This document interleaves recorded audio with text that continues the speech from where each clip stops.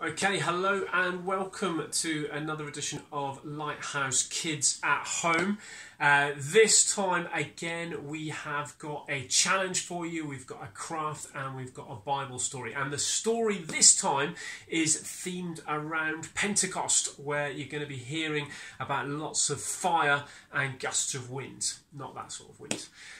So today we thought we would have a game of blow football, the old classic. So Cameron and Isaac are lined up here in the Stadium of Dreams, and it's going to be who can blow the ball into their opponent's goal first. So get your positions, fellas. Okay, here we go.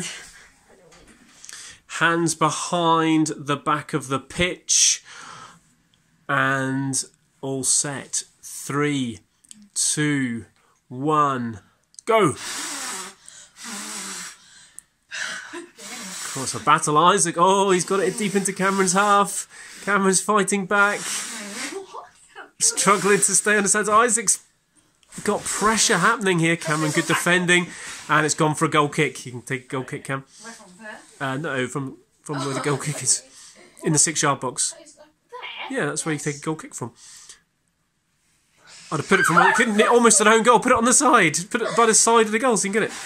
Oh, he's worked it up. Isaac's got the goal kick. It's gone deep, right back in. It's fine here because you're in the same household. Oh, it's gone for another goal kick. Come on, fellas, let's play some beautiful football. Come on, that's it. Set yourself. Oh, he's not got enough power on that one. Oh, that's good. It's a goal! It is a goal. It's 1-0 to Cameron. That's it. Yeah, first the goal. First, that's the winner. Champion. So that was our game of blow football there. You can play similar games on the tabletop. You could use a table tennis ball and see who can blow off the other end of the table between two cups. You can make up your own pitch, your own rules, but we'd encourage you within the COVID-safe environment of your household to play a game that involves blowing a ball from one end of the pitch to the other and seeing who can score some goals. We hope you have great fun doing that. If you've got a good video of it, we'd love to see that if you want to upload it to our Facebook page. But for now, we're going to hand you over to Vicky and to Mags for the rest of this edition. Hello everybody. This week we are learning about Pentecost and what a special time it was and how the Holy Spirit came to live in all Jesus' disciples. And it can live in us today as well. This isn't just about then. This is something that lives in us now. We can have the Holy Spirit within us. Isn't that amazing? Right, I'm going to read to you from the Jesus Storybook Bible. It's the one with the lovely pictures. God sends help. Jesus' friends and helpers had huddled together inside a stuffy upstairs room. Even though it was sunny outside, the shutters were closed. The door was locked. "Wait in Jerusalem," Jesus had told them. "I'm going to send you a special present. God's power is coming to see you. God's Holy Spirit is coming." So here they were, waiting. Actually, mostly what they were doing was just being scared and hiding. And you can't blame them. Their best friend had left, the important people and leaders were after them, and Jesus had given them a job and they didn't know how to do it. As they waited, they were praying and remembering how, from the beginning, God had been working out his secret rescue plan. Suddenly, a strong wind filled the little room, whistling through the walls, rustling the straw on the floor. And there, on everyone's head, shining in the gloom, were flickering flames. Fire that didn't hurt or burn. And something more. Inside their hearts, they felt a strange heat, almost as if all the coldness and hardness were mending. Their hardness was melting away. Their broken hearts were mending, and God was giving them brand new hearts, hearts that could work properly. How it happened, they didn't know. But they knew God's power had struck their hearts ablaze, and Jesus himself was coming to live inside them. They'd seen Jesus go away, but now he was closer than he had ever been, inside their hearts. And this time, nothing could ever separate them. Jesus would always be there, with them, loving them, whispering the promise that would get rid of the poison and the terrible lie and the sickness in their hearts. God's wonderful promise to them: "You are my child, and I love you. Make your home in me as I make mine in you," Jesus had said. Could it be? Heaven was coming into their hearts?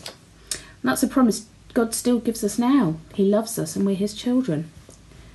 They threw open the shutters. Sunlight flooded into the room as love had flooded into their hearts, and the little room was filled with happy noises, dancing feet, singing, laughing. They unlocked the door and surged out into the streets as if they had never been afraid. Peter spoke in a loud voice so everyone could hear. "Jesus died for you," he said, "because he loves you, but God's made him alive again. He rescued you." People stopped and listened. The words sank down deep into their hearts and worked like a medicine that makes you well, like the antidote to a deadly poison, like a kiss that wakes you from a deep sleep. "Stop running away from God," Peter said. "Run to him instead, so he can love you and make you free." And Peter told them the wonderful story of God's love. God's never stopping, never giving up love. Always and forever. How Jesus had come. All that had happened.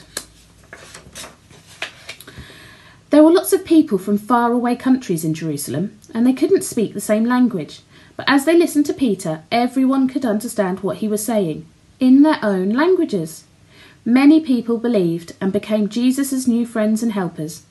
And the wonderful news of Jesus spread, like sparks from a fire, to villages, to towns, to cities. Every day, more and more people believed. And so it was that the family of God's children, his special people, grew. There we go. Isn't that amazing? So the same Holy Spirit that lives in us now, that we can tell God that we love him and we want to be his friend and be Jesus's friend, it was there then. And it was the spark that set off our whole Christian faith. I think that's pretty amazing. I hope you enjoy doing the challenges and the craft this week, and hopefully we'll see you soon, probably in real life. Bye. Hello again, everyone. I'm going to explain to you one or two things that you're going to find in your goodie bag to help as reminders of the story you've had today. Pentecost is a really exciting time of year, but it all started in one small place and then spread right through Jerusalem, right through the country, and eventually right round the world. The story of Jesus and the power he sent when he sent the Holy Spirit. So, as a way of reminding you, you're going to need some of the things that you find in your goodie bag. You're going to need a paper plate. You're going to need the brown bag that's interesting and rattles. If you don't know what's in it, this is a clue. You've got some Skittles. You don't have to use all of them for the craft. You can keep some back to eat. Wonder what your favourite flavour is. Might be the purple one or the yellow one. I like the red ones. So, you get your Skittles, tip them out into a bowl, and what you're going to do is put them out some of them onto your plate. In the middle of the plate's a little circle. So, as you can see what I'm doing here, you're going to arrange them around that circle with a little bit of space in between them. Quite fun if you decide to mix the colours so you've got them all in different places. So green ones, yellow ones, red, purple, pink. There we go. So the other thing you need, and you might need someone to help you at home if you're a bit smaller, is you're going to need some warm water. Not cold, but warm water. And what we're going to do very carefully is pour some water onto the plate. Just enough to cover all the Skittles. Now, you have to wait. Just like in the story, the disciples had to wait for that special time when the special Holy Spirit helper was coming. And as you wait, you'll notice that the colours in your Skittles start to come out.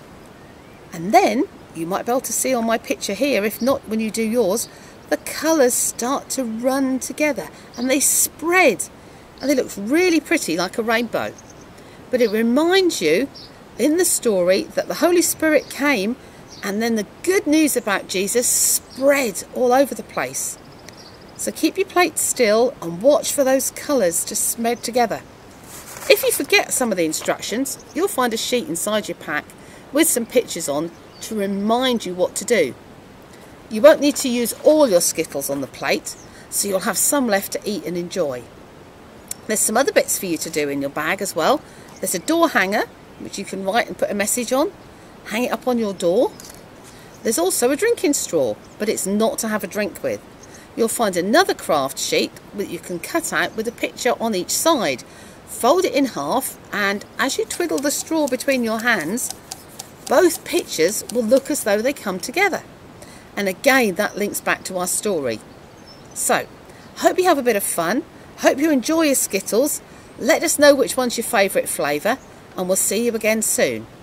Bye!